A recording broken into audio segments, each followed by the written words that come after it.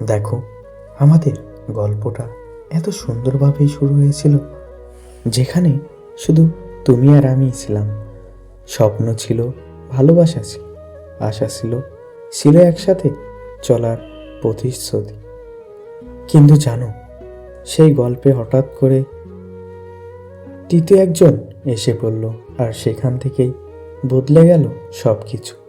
আমাদের সম্পর্কর মাঝে এসে দাঁড়ালো সেই থার্ড পারসন, আর সেই থেকেই শুরু হলো দূরত্ব, ভুল বোঝাবুঝি আর অভিমান। তুমি হয়তো ভাবছিলে সব কিছুই স্বাভাবিক থাকবে, কিন্তু ধীরে ধীরে সেই মানুষটার কারণে আমাদের দুইজনের মাঝে তৈরি হলো দেওয়াল। আমি আজও ভাবি, যদি সেই মানুষটা আমাদের গল্পে না আসতো, তাহলে হয়তো আমাদের এখনো একসাথে থাকতাম, একই স্বপ্ন দেখতাম, কিন্তু বাস্তবতা এতটাই নিষ্ঠুর যে